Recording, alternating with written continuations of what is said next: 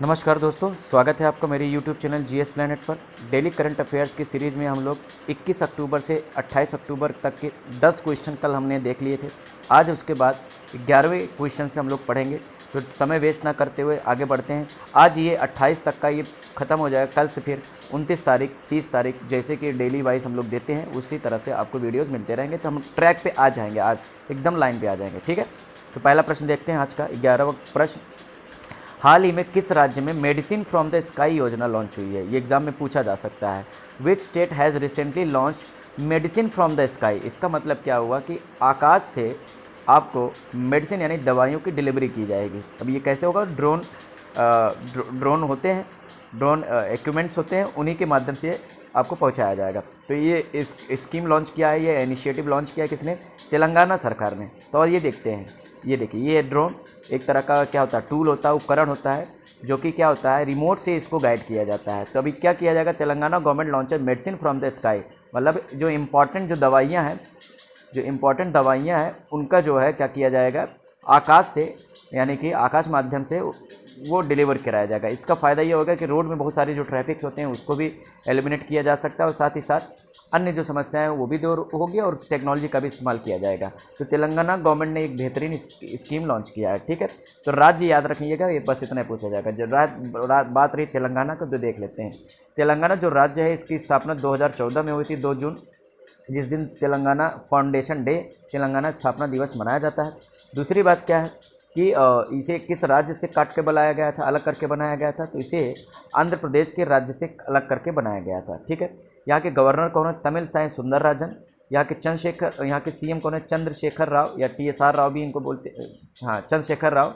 और national park यहाँ पे है कौन कौन सा? राजीव गांधी, महावीर, हरीना, के ब्रह्मन रेड्डी। यहाँ रैली लिखा है वो रेड्डी है। ठीक है, कैपिटल यहाँ की क्या है? हैदराबाद। तो ये आपका तेलंगाना के बारे में इम्पॉर्टेंट फैक्ट हो गया। एक और चीज़ है, तेलंगाना से एक और खबर है जो पिछले महीने की थी, वो ये थी कि यहाँ पर एक मंदिर है, रुद्रेश्वर मंदिर। क्या है?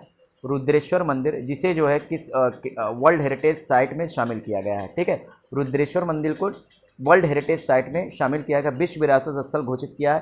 तो ये भी पूछा जा सकता है कौन से राज्य में? तो ये तेलंगाना में है। अगला क्वेश्चन देखते हैं, 12वां क्वेश्चन। हाल ही में किसे पंजाब का नया मुख्यमंत्री नियुक्त किया गया? Who has been appointed as new chief minister of Punjab? जैसा कि आपको पता है कि पंजाब के पहले जो मुख्यमंत्री हुआ करते थे कैप्टन अमरिंदर सिंह, अब उनसे इस्तीफा ले लिया गया है राजनीतिक कारणों से, और उनकी जगह में चरणजीत सिंह जी चन्नी जी को ये मुख्यमंत्री बनाया गया है। यहाँ पे जीत भी होना चाहिए था, हालांकि चरणजीत सिंह चन्नी जी को मुख्यमंत्री बनाया गया है। ठीक है, ये वहाँ के पहले दलित चीफ मिनिस्टर हैं, पहले SC चीफ मिनिस्टर हैं। क्लियर है? तो Charanjit Singh Channi takes oath as Punjab chief minister. Clear है? तो यहाँ पर एक और प्रश्न बन सकता है कि मुख्यमंत्री को शपथ कौन दिलाता है? तो मुख्यमंत्री को शपथ दिलाते हैं कौन? उस राज्य के गवर्नर। और पंजाब के गवर्नर इस समय कौन है? बनवारी लाल पुरोहित। कौन है? बनवारी लाल पुरोहित जी गवर्नर हैं, और राज्यपाल प्रत्येक मुख्यमंत्री को क्या दिलाता है? शपथ दिलाता है, यानी कि उनको नियुक्ति भी करता है। ठीक है, तो ये किसकी जगह लेंगे? कैप्टन अमरिंदर सिंह जी की जगह लेंगे। पंजाब की बात करें, एक उत्तर भारत का एक महत्वपूर्ण राज्य है, पाकिस्तान के साथ ये सीमा साझा करता है। इसके अलावा कौन कौन से राज्य? जम्मू कश्मीर, हिमाचल प्रदेश, और क्या कहते हैं कि हरियाणा और राजस्थान। तो ये 5 राज्यों के साथ ये सीमा शेयर करता है, जिसमें जम्मू कश्मीर एक यूनियन टेरिटरी है। इसके अलावा पंजाब की बात करें तो इसकी गवर्नर कौन है? बनवारी लाल पुरोहित, हमने बता दिया। मुख्यमंत्री अभी पढ़े ही हैं। डांस यहाँ के 2 हैं, भांगड़ा और गिद्दा। गुद्दा नहीं, ये गिद्दा है। भांगड़ा और गिद्दा यहाँ के प्रमुख डांस फॉर्म है, यहाँ के लोक नृत्य हैं। यहाँ की अगर रिवर प्रोजेक्ट की बात करें, यहाँ पे एक बहुत बड़ा नदी परियोजना जिसका नाम है भाखड़ा नांगल। भाखड़ा नांगल भारत की सबसे बड़ी नदी परियोजना, सबसे बड़ी नदी परियोजना, सबसे बड़ा बांध है। ठीक है, और कौन सी नदी पे है? ये भी एग्जाम में पूछा जा सकता है। तो ये सतलज नदी पर है। किस नदी पर है? सतलज नदी पर सबसे बड़ा भारत का डैम बना हुआ है, जिसका नाम है भाखड़ा नांगल। ठीक है, पंजाब। इस खबर के बाद अगले खबर की ओर चलते हैं कि हाल ही में सिरारा खोंग चिल्ली और तमेंग लॉन्ग ऑरेंज को किस राज्य के लिए GI टैग प्राप्त हुआ है? ठीक है, जो है सिक्किम, मणिपुर, नागालैंड या अरुणाचल प्रदेश। सही आंसर क्या है? मणिपुर। मणिपुर के ये 2 उत्पाद हैं, 2 प्रोडक्ट हैं, उनको क्या दिया गया है? GI टैग दिया गया है। ठीक है, अब ये GI टैग क्या होता है ये समझ लेते हैं। GI टैग को हिंदी में बोलते हैं भौगोलिक संकेतांक। क्या बोलते हैं बच्चा? भौगोलिक संकेतांक। हम समझाते हैं इसका मतलब क्या होता है। भौगोलिक संकेतांक इंग्लिश में क्या बोलते हैं, जोग्राफिकल इंडेक्स, क्या बोलते हैं, जोग्राफिकल इंडेक्स, ठीक है, इंपॉर्टेंट है जोग्राफिकल इंडेक्स। सबसे पहली बात तो ये समझिए होता क्या है। देखिए कोई भी खास उत्पाद, चाहे वो एग्रीकल्चर प्रोड्यूस हो, चाहे वो मैन्युफैक्चरिंग प्रोड्यूस हो, मतलब चाहे वो फैक्ट्री में तैयार हुआ हो और चाहे वो खेत में तैयार हुआ हो, कोई भी उत्पाद है अगर वो किसी खास क्षेत्र में उत्पादित की जाती है, किसी स्पेशल रीजन में प्रोड्यूस की जाती है, तो क्या किया जाता है, उसको उस एरिया का क्या दे दिया जाएगा, इंडेक्स दे दिया जाएगा, जीआई इंडेक्स। मतलब समझ में आया, किसी भी खास उत्पाद के लिए ये एक भौगोलिक पहचान होती है। इसका मतलब ये है, जैसे कि मान लीजिए अगर ये मणिपुर को दे दिया गया जीआई टैग, इसका मतलब ये हो कि इस प्रजाति की जो भी खेती है या इसका उत्पादन है सिर्फ मणिपुर राज्य ही उत्पादन करेगा, इसके अलावा और कोई राज्य इसका उत्पादन नहीं करेगा। तो इसका फ़ायदा क्या होगा, मणिपुर को इसको कमर्शियल लाभ होगा। कमर्शियल लाभ का मतलब व्यापारिक लाभ होगा, ये निर्यात उर्यात में इसको फ़ायदा मिलेगा। क्योंकि और राज्य इसका अगर इसको पैदा करने लगेंगे तो यहाँ पर क्या होगा, ये उसकी क्वालिटी के साथ समझौता होगा और देश का नुकसान होगा। ऐसे ही ढेर सारे राज्यों में जो इनके स्पेशल प्रोडक्ट होते हैं उसमें उनको जीआई टैग दे दिया जाता है। समझ में, एक तरह का ये पेटेंट टाइप का हो जाता है कि इस प्रोडक्ट पे इनका इस राज्य का पेटेंट है, इसके अलावा और कोई राज्य इसका उत्पादन या और कोई क्षेत्र इसका उत्पादन नहीं करेगा। तो समझ में, जब भी किसी एरिया के साथ उसको स्पेसिफाई कर दिया जाता है किसी प्रोड्यूस को, तो उसे जीआई टैग दिया जाता है। एग्जाम में पूछा जा सकता है भारत में जीआई टैग देने की शुरुआत कब हुई थी, तो पहली बार 2005 में जीआई टैग दिया गया था। और सबसे पहले किस उत्पाद को दिया गया था, दार्जिलिंग के चाय को। समझ में आया, आपको पता है दार्जिलिंग की चाय फेमस है, तो दार्जिलिंग की जो चाय है, दार्जिलिंग टी, उसको सबसे पहला जीआई टैग दिया गया था। ये एग्जाम में पूछा गया है, क्लियर है, 2005 में। ठीक, तो ये मणिपुर सिराराखोंग चिली, देखिए मणिपुर के सिराराखोंग मिर्च और तामेंगलोंग ऑरेंज को जीआई टैग मिला, ये देख सकते हैं। मणिपुर के बारे में आज बात कर लेते हैं। तो मणिपुर उत्तर पूर्वी राज्यों का एक प्रमुख राज्य है। उत्तर पूर्वी बोला नॉर्थ ईस्ट का, ये देखिए मणिपुर, इसके उत्तर में नागालैंड, दक्षिण में मिजोरम और वेस्ट में असम राज्य है। तो 3 राज्यों से घिरा हुआ है। इसके साथ ये म्यांमार के साथ भी सीमा साझा करता है। इसकी स्थापना 1972 में हुई थी।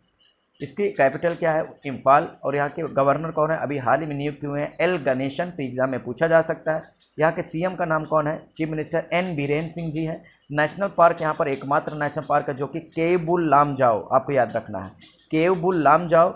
ये खास बात यह है कि ये भारत का एकमात्र फ्लोटिंग नेशनल पार्क है। फ्लोटिंग मतलब तैरता हुआ नेशनल पार्क।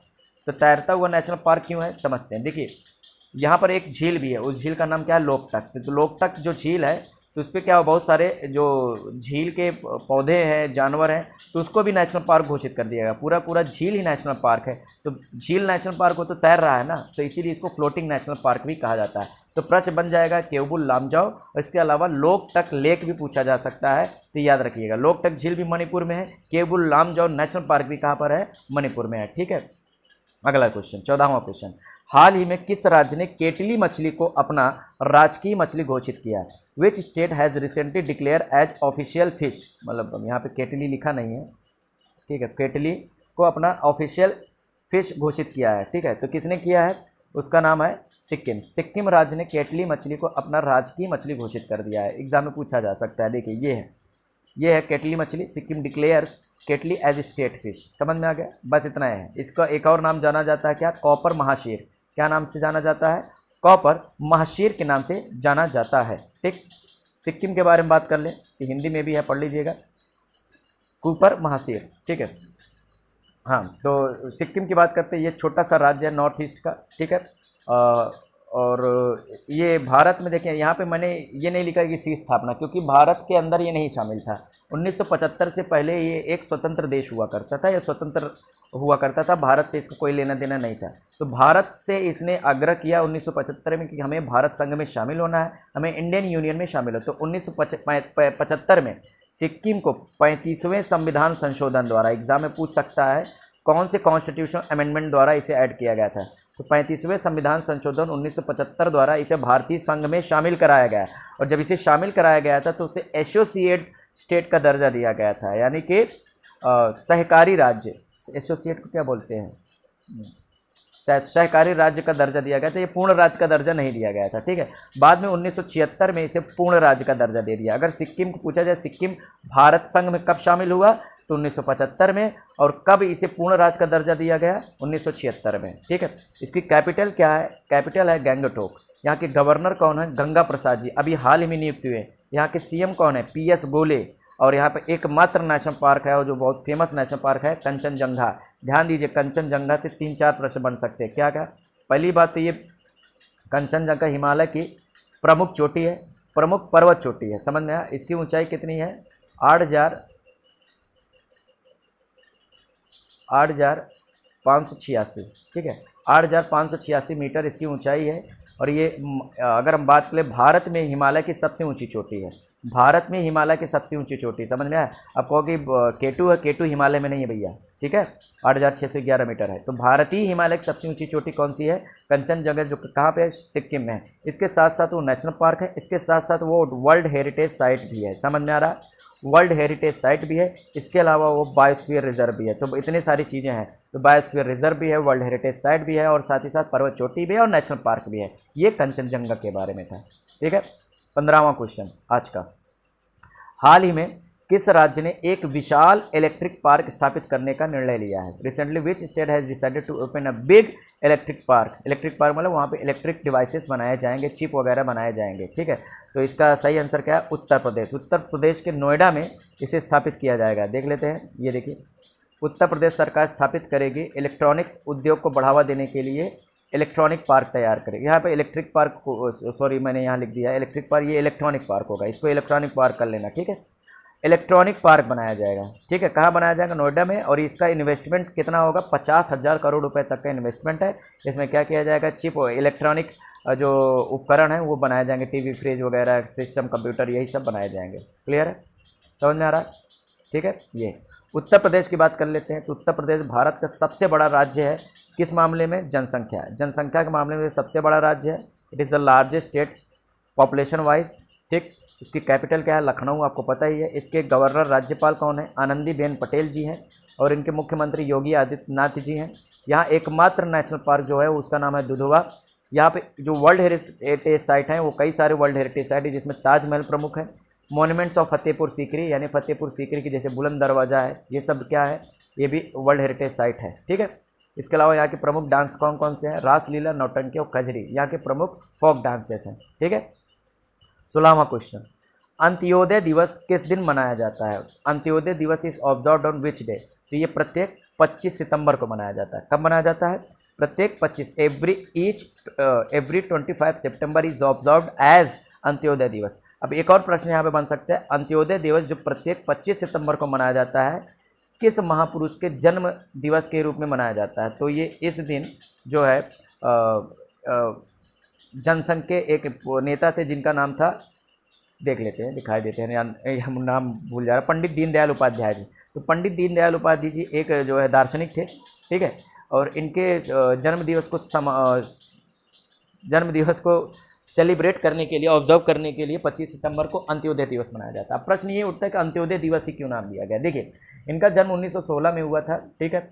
ये एक दार्शनिक थे, मानवतावादी थे, ह्यूमनिस्ट थे, अर्थशास्त्री थे। इन्होंने एकात्म मानववाद दर्शन दिया था, इंटीग्रल ह्यूमनिज्म।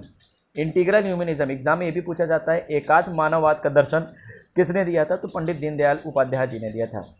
एकात्म मानववाद का कहना है यह है सीधे सीधे कि जब तक अंतिम पंक्ति पर खड़े व्यक्ति का उद्धार नहीं होता है, उसका विकास नहीं होता, देश की प्रगति अधूरी है। कुल मिलाकर वही गांधी जी का जो दृष्टिकोण, गांधी जी बोलते नहीं थे कि अगर आप पब्लिक सर्विस में हैं, अगर सार्वजनिक सेवा में, तो हमेशा ये सोचिए कि क्या आप सबसे कमज़ोर व्यक्ति के जीवन स्तर में कुछ बदलाव कर पाए। अगर उसका बदलाव हो रहा है तब आपकी सेवा जायज़ है, अदरवाइज़ कोई मतलब नहीं है। ये गांधी जी का अपना स्टेटमेंट था। तो उसी तरह का एक दर्शन था एकात्म मानववाद, जिसमें उन्होंने अंत्योदय की बात की। अंत्योदय मतलब अंतिम पंक्ति पर खड़े हुए व्यक्ति का उदय, इसीलिए इनके जन्म दिवस को अंत्योदय दिवस के रूप में मनाया जाता है, ठीक है। उसके बाद 1968 में इनकी मुगल सराय में मृत्यु हो गई थी। और एग्जाम में पूछा जा सकता है, जो मुगल सराय वाराणसी के पास है, इस स्टेशन का नाम बदल कर अब क्या रख दिया गया है? Pandit Deendayal Upadhyay railway station. तो एग्जाम में ये भी पूछा जा सकता है कि किस रेलवे स्टेशन का नाम पंडित दीनदयाल उपाध्याय रख दिया गया? तो मुगल सराय, क्योंकि इसी रेलवे स्टेशन पर संदिग्ध परिस्थिति में इनकी मृत्यु हुई थी, ठीक है। क्लियर है? अगला क्वेश्चन, विश्व पर्यटन दिवस कब मनाया जाता है? World tourism day is observed on which day?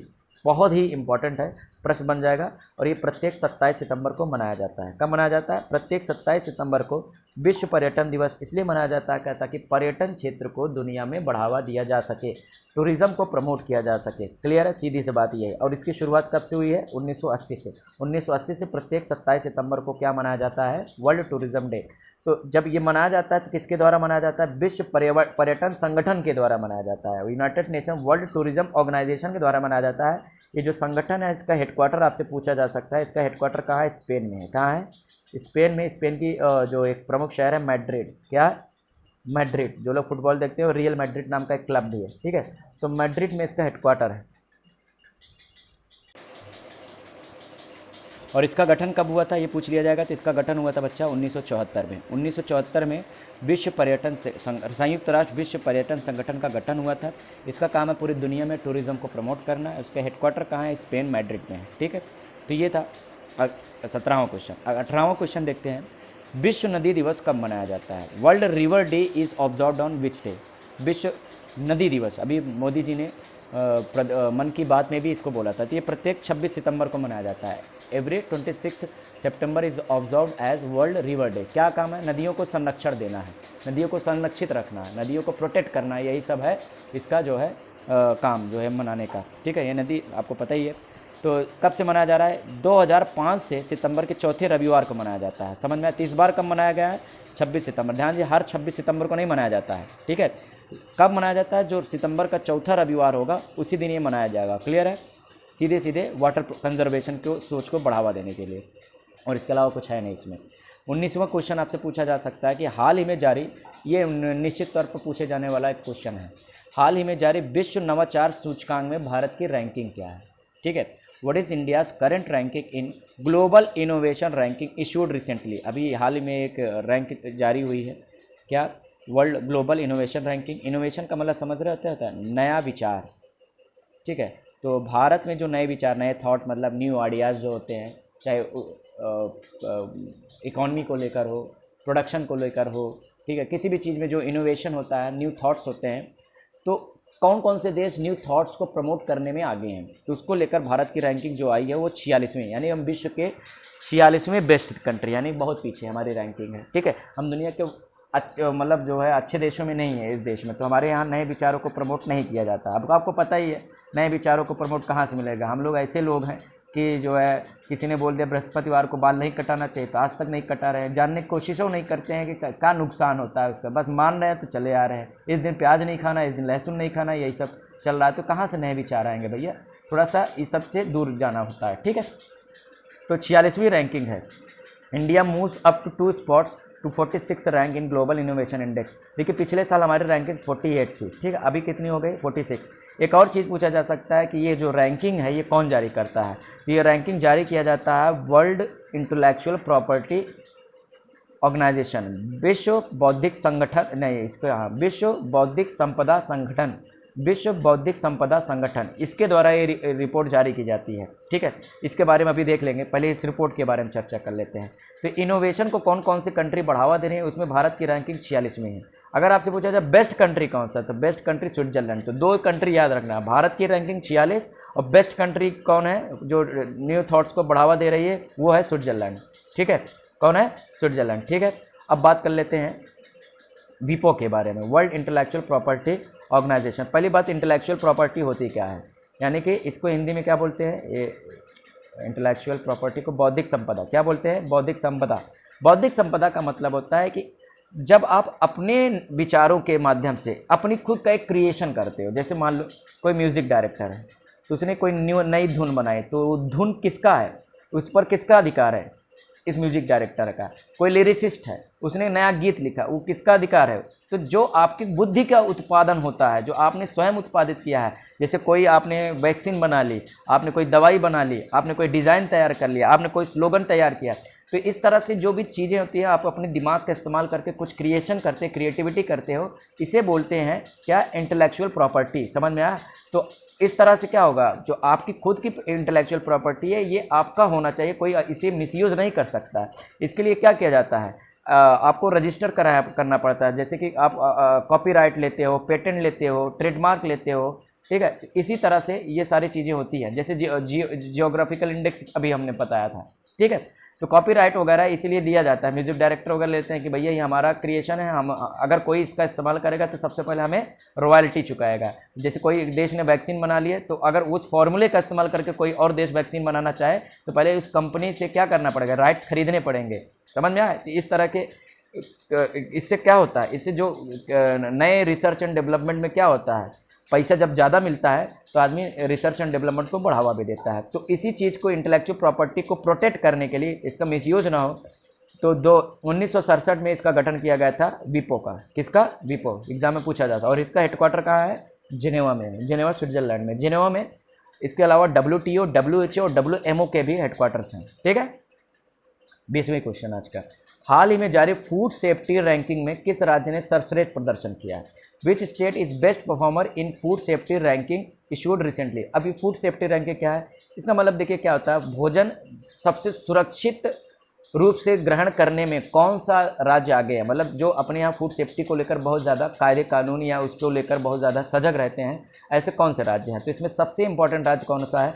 Gujarat. Gujarat is the best performer in this category. समझ में आया?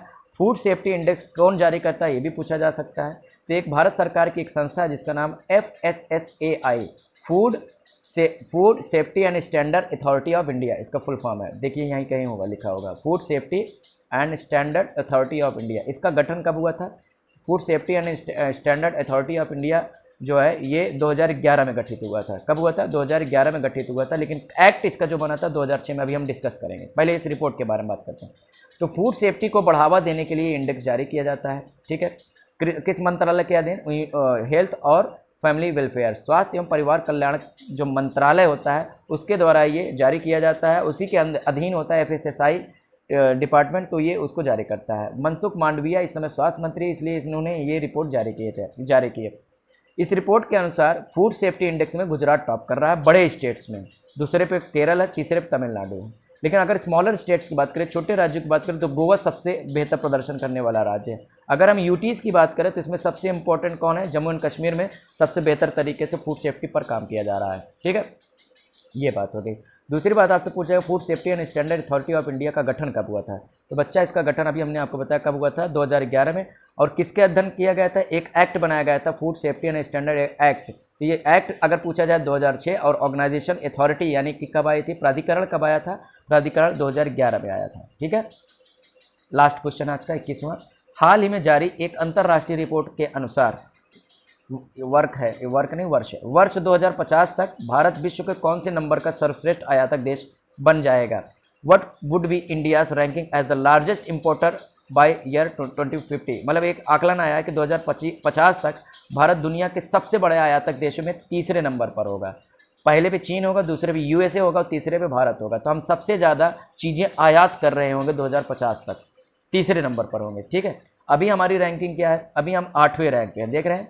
अभी दुनिया के अगर जो बेस्ट इंपोर्टर कंट्रीज़ की बात करें, 8वें रैंक पे हैं। 2030 तक हम चौथे पे आ जाएंगे और 2050 तक हम तीसरे पे आ जाएंगे। तो ये हमारी आर्थिक प्रगति को दिखाता है कि अगर आयात हम बहुत ज़्यादा कर रहे हैं, इसका मतलब है हमारे यहाँ डिमांड बहुत ज़्यादा है, ठीक है। तो India likely to become world third largest importer by 2050, ठीक है, ये रिपोर्ट के अनुसार है, ठीक। और हिंदी में भी ये रिपोर्ट है, आप देख लीजिएगा। तो इस तरह से आज हमने 11 क्वेश्चन डिस्कस किए, होपफुली समझ में आया होगा, ठीक है। क्या होपफुली आपको क्या समझ में आया होगा? और कहीं कोई डाउट हो तो मुझे पक्का जो है आप व्हाट्सएप कर सकते हैं, मुझे टेलीग्राम कर सकते हैं, और साथ ही साथ आपको PDF का लिंक दे दूंगा मैं। तो आज के लिए इतना ही। Thank you all, have a great day.